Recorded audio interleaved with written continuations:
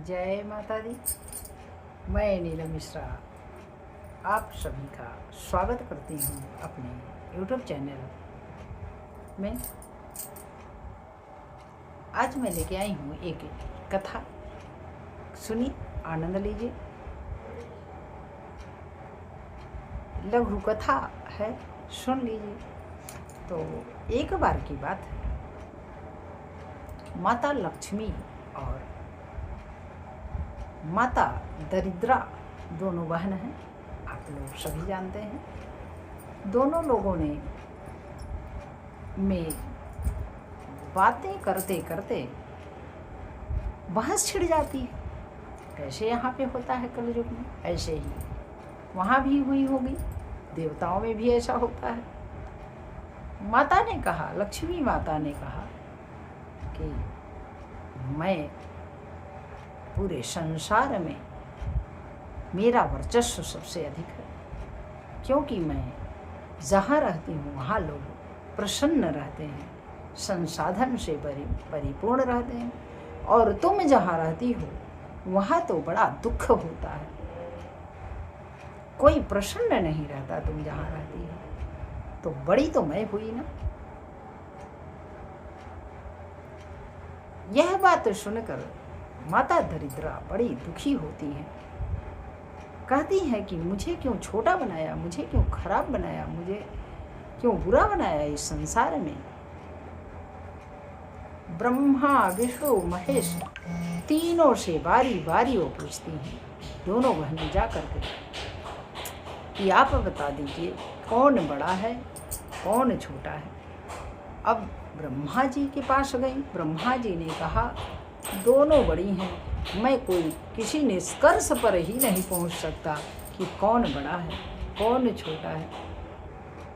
मेरे तो पास इतना शक्ति नहीं है, सामर्थ्य नहीं है कि मैं आकलन कर सकूं। विष्णु जी के पास जाती हैं, नारायण के पास, दोनों लोग नारायण के पास जाती हैं। नारायण से कहती हैं कि प्रभु आप ही बताएं कि कौन बड़ा है कौन सामर्थ्यवान है। विष्णु जी कहते हैं भैया मेरे बस का नहीं है, किसको मैं नाराज करूँगा किसको मैं प्रसन्न करूँगा, यह मेरे बस का नहीं है। दोनों एक से बढ़कर एक हैं। यह बात अब भगवान भोलेनाथ के पास पहुँच जाती हैं। तीनों लोग लेकर के अपना प्रश्न जाती हैं तो भोलेनाथ से कहती हैं कि आप ही निर्णय कर दीजिए प्रभु। भोलेनाथ हमारे भोले भाले, उन्होंने कहा कि क्या मैं बताऊं, इस संसार में कोई निरर्थक आया ही नहीं है। तो आप तो देवी हो साक्षात दोनों, आप कैसे निरर्थक हो सकती हो, कैसे कम हो सकती हो, कैसे अधिक हो सकती हो। आप दोनों का उतना ही सम्मान है, उतना ही आदर है, कोई छोटा न है न कोई बड़ा है। अब दोनों लोग, माता लक्ष्मी भी रुष्ट हो जाती हैं कि ये क्या हुई बात। कम से कम जो सही हो वह बता दीजिए।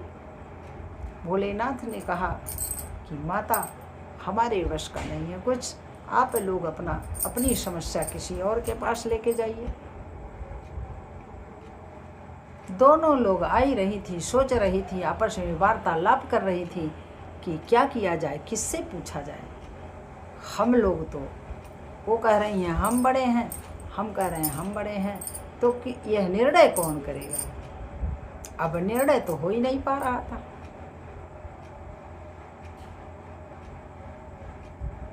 आ रही थी तब तक क्या होता है कि आकाश मार्ग से वो लोग भी आ रही थी, और आकाश मार्ग से हमारे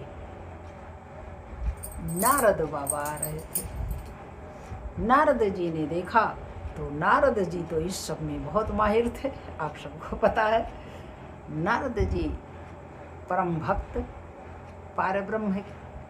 उन्होंने कहा अभी मैं समस्या हल कर देता हूँ, क्योंकि यह आवश्यक है, देवियाँ हैं, आपकी समस्या रहेगी तो हम भी समस्या में पड़ जाएंगे। और नारद जी जाते हैं, प्रणाम करते हैं, कहते हैं माता क्या हुआ, कहाँ है आप लोग विचरण कर रही हैं, इधर कौन सा कार्य था कि आप इधर से आ रही हैं।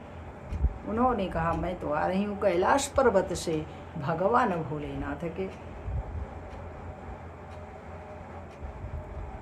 पास गई थी मैं, किंतु मेरी समस्या का समाधान हुआ नहीं। नारद जी ने कहा कौन सी ऐसी समस्या का है जिसका समाधान हर हर महादेव भोलेनाथ के पास न हो। उन्होंने कहा भोलेनाथ को छोड़िए ऋषि महर्षि, अरे ना नारायण ने हल कर किया, ना ब्रह्मा जी ने हल किया और ना भोलेनाथ ने। हमारी समस्या बड़ी जटिल है, आप बताएं तो हो सकता हो कि आप समाधान कर सके। नारद जी ने कहा मैं तो बहुत ही तुच्छ प्राणी हूँ, किंतु माता अगर आपकी आज्ञा है तो बताइए। दोनों माताओं ने कहा कि बता दीजिए कि मैं बड़ी हूँ कि ये बड़ी है, दरिद्रा माता कि लक्ष्मी माता। अब लक्ष्मी माता ने अपनी बड़ाई शुरू कर दी और दरिद्रा माता ने अपनी बड़ाई शुरू कर दी। दरिद्रा माता ने कहा कि अगर मैं किसी के घर में ना जाऊं तो कोई लक्ष्मी का कीमत ही नहीं समझ पाएगा। जब दरिद्री के बाद लक्ष्मी आती हैं तब उनका कीमत बढ़ता है, और अगर कोई दरिद्र ना हो तो समझ पाएगा क्या, न दुख समझ पाएगा न समस्या समझ पाएगा। उसका अनुभव तो तभी होता है जब मैं उपस्थित होती हूँ। नारद जी ने कहा बात तो सही है, और माता लक्ष्मी कहती हैं अगर मैं ना रहूं तो संसार में कुछ है ही नहीं, मात्र दुख ही दुख है, लोग रोते बिलखते मिलेंगे, तो बताइए संसार कैसे चलेगा। जब इस प्रकार दोनों लोगों की वार्तालाप सुनने के उपरांत नारद जी पहुँचे हुए फकीर तो थे ही, उन्होंने कहा आप लोग चिंता मुक्त होइए, मैं आप लोगों को बताता हूँ। आप दोनों बड़ी हैं, दोनों समान हैं, कोई कम किसी से नहीं है। माता दोनों तो सोचती हैं कैसे इसको सिद्ध तो कीजिए, महर्षि सिद्ध कीजिए तब मानेंगे हम, प्रमाणित करिए इसे। उन्होंने कहा बिल्कुल मैं प्रमाणित करूँगा, बिना प्रमाणित किए आप लोग तो मानेंगे ही नहीं, इसलिए मैं प्रमाण देता हूँ। उन्होंने कहा दीजिए प्रमाण, समझाइए हमें। उन्होंने कहा जब लक्ष्मी आती है तो बड़ी प्रसन्नता होती है, और जब दरिद्री जाती है तो बड़ी प्रसन्नता होती है। तो आपका आगमन अच्छा लगता है और आपका गमन अच्छा लगता है, जाना अच्छा लगता है। तो कौन छोटा है कौन बड़ा है, दोनों लोग समान रूप से हैं, दोनों लोग इस संसार में कम नहीं है, तीनों लोगों में। इसलिए माता आप दोनों को सत सत नमन है, आप दोनों ना हो तो संसार नहीं चल सकता, तीनों लोक में कोई नहीं जान सकता कि क्या अमीरी है, क्या गरीबी है, क्या लक्ष्मी है, क्या दरिद्री है। इसलिए दोनों का होना आवश्यक है।